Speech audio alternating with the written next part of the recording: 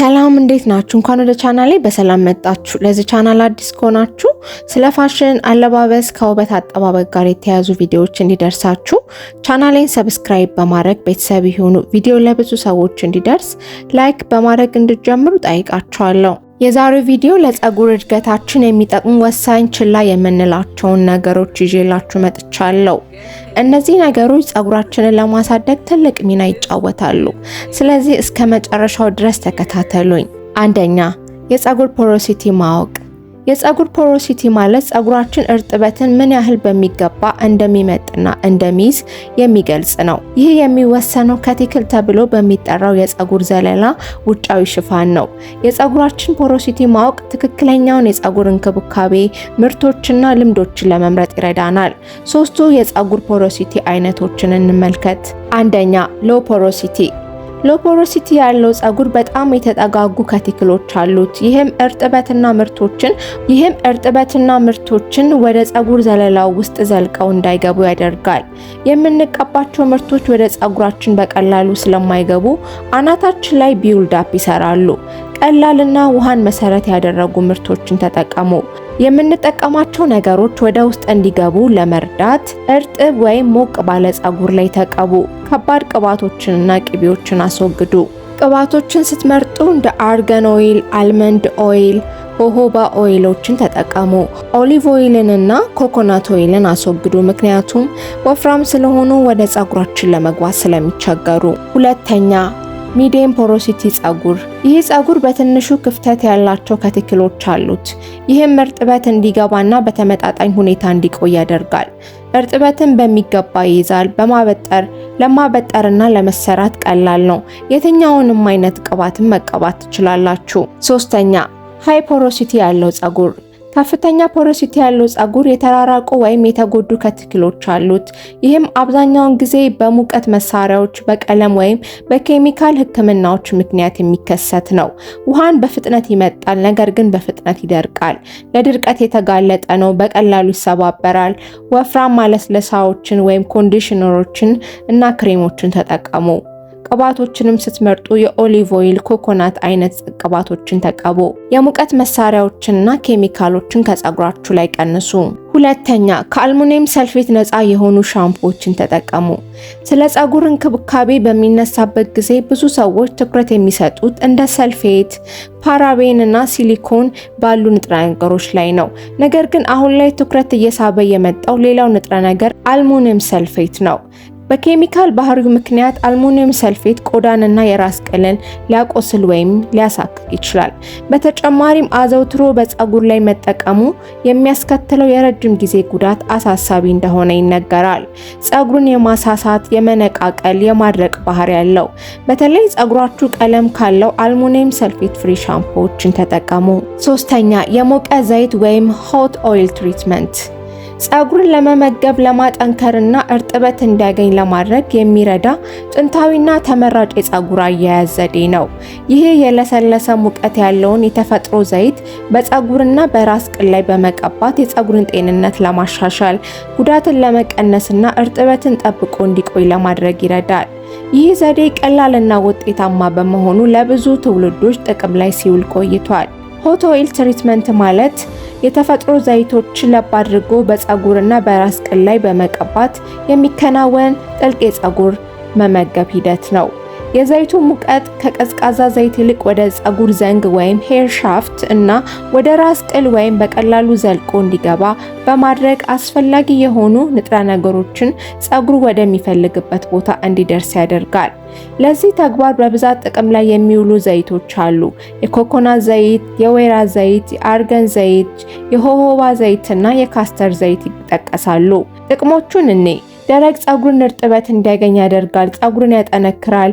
ማሳጅ በምናደርግበት ጊዜ የራስ ቅል የደም ዝውውርን ይጨምራል። ይህም ጤናማ የፀጉር እድገት እንዲኖር ከመርዳቱም በላይ የራስ ቅል ድርቀትና ፎሮፎርን ይከላከላል። ፀጉርን ከጉዳትም ይጠብቃል። አራተኛ፣ የፀጉር ማስክ። የፀጉር ማስክ ፀጉርን ለመመገብ፣ ለመጠገንና ለማጠንከር ታስቦ የተዘጋጀ ትልቅ የፀጉር እንክብካቤ ወይም ዲፕ ኮንዲሽኒንግ ዘዴ ነው።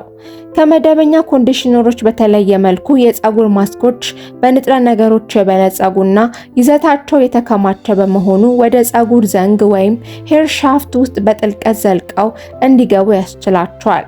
እንደ ድርቀት፣ የፀጉር መጎዳትና መሰባበር ያሉ የተለመዱ የፀጉር ችግሮችን ለማከም ያገለግላሉ።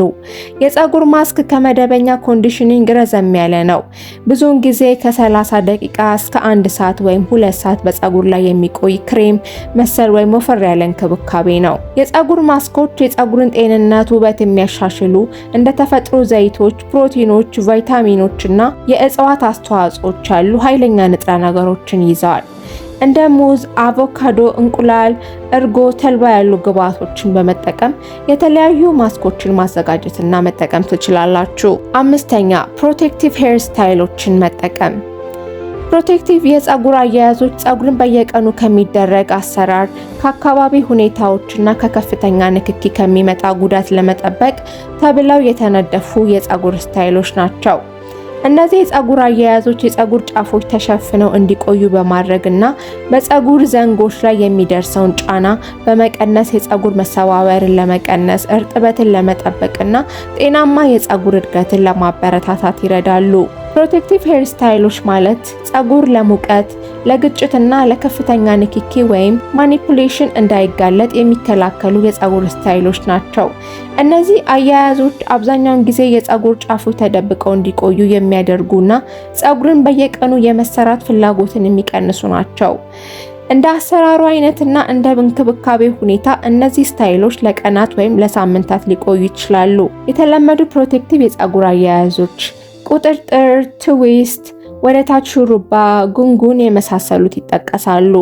ሊወገዱ የሚገቡ የተለመዱ ስህተቶች ፀጉርን በጣም አጥብቆ መሰራት፣ ለራስ ቅል እንክብካቤ ትኩረት አለመስጠት፣ ቅባት አለመቀባትና ሹሩባውን ለረጅም ጊዜ ማቆየት ይጠቀሳሉ። 6ኛ ሞይስቸራይዚንግ ዘዴ መጠቀም። ሞይስቸራይዘር ለጤናማ ፀጉር እጅግ አስፈላጊ ነው፣ ምክንያቱም ድርቀትን፣ የፀጉር መሰባበርንና ወዝ ማጣትን ስለሚከላከል። ትክክለኛ የእርጥበት አጠባበቅ ፀጉር ለስላሳ፣ ጠንካራ ሆኖ እንዲቆይ ይረዳል። በተለይ ለደረቅ ወይም ለፍሪዚ ቴክስቸርድ የፀጉር አይነቶች በጣም አስፈላጊ ነው። የፀጉር መሰባበርንና የጫፍ መሰነጣጠቅን ይቀንሳል። ለፀጉር ብሩህነትና ለስላሴን ይጨምራል። ጤናማ የፀጉር እድገትን ይደግፋል። እርጥበት የሌለው ፀጉር በቀላሉ የመሰባበርና የመክሰም እድሉ ከፍተኛ ነው። አሁን ሞይስቸራይዚንግ ዘዴዎችን እንመልከት። 1ኛ ኤልሲኦ ሜተድ፣ ፈሳሽ ክሬም ዘይት። ይህ ዘዴ መጀመሪያ ፈሳሽ፣ ብዙውን ጊዜ ውሃ ወይም ሊቪንግ ኮንዲሽነር ሊሆን ይችላል። በመቀጠል የሚቀባ ክሬም፣ በመጨረሻም ቅባት የማድረግ ሂደት ነው።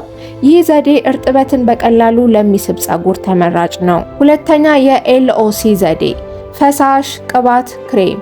በዚህ ዘዴ መጀመሪያ ፈሳሽ፣ በመቀጠል ቅባት፣ ከዚያም ክሬም ይቀባል። ይህ ዘዴ እርጥበትን አቆይቶ ለመያዝ ለሚቸገር ፀጉር በጣም ጠቃሚ ነው። 3ኛ ዋተር ቤዝድ ሞይስቸራይዚንግ። ውሃ ዋነኛው የእርጥበት ምንጭ ነው። በውሃ ላይ የተመሰረተ ስፕሬዎችን ወይም ሊቪንግ ኮንዲሽነሮችን በመጠቀም ፀጉርን በደንብ ለማራስ ይረዳል። 4ኛ ዲፕ ኮንዲሽኒንግ። ዲፕ ኮንዲሽኒንግ ለፀጉር ከፍተኛ እርጥበት የሚሰጥ ሕክምና ሲሆን አብዛኛውን ጊዜ በሳምንት 1 ጊዜ የሚደረግ ሲሆን ደረቅ ወይም የተጎዳ ፀጉርን ለመጠገን ይጠቅማል። ሄር ሞይስቸራይዚንግ ሜተድ እንደ ሄር ማስክ ልትታጠቡ ስትሉ ብቻ የምታደርጉት አይደለም። ፀጉራችሁን ልታበጥሩ ስትሉ በደረቁ ከማበጠር ይልቅ በውሃ፣ በክሬም ወይም በቅባት ሞይስቸራይዝ አድርጋችሁ ማበጠር መልመድ አለባችሁ። እነዚህ የጠቀስኳቸውን ሜቶዶች ሞክራችሁ ለውጡን በኮሜንት እንድታሳውቁኝ እፈልጋለሁ። ለዛሬ ያዘጋጀውላችሁ ቪዲዮ ይህን ይመስላል። አብራችሁ ስለነበራችሁ ከልብ አመሰግናለሁ። ሐሳብና ጥያቄ ካላችሁ በኮሜንት አስቀምጡልኝ። ቪዲዮን ከወደዳችሁት ላይክ፣ ቻናሌን ሰብስክራይብ ማድረግ፣ አዳዲስ የምለቃቸው ቪዲዮዎች እንዲደርሳችሁ የኖቲፊኬሽን በተንን መጫን እንዳትረሱ። በቀጣይ በሌላ ቪዲዮ እስከምንገናኝ ሰላም ቆዩኝ።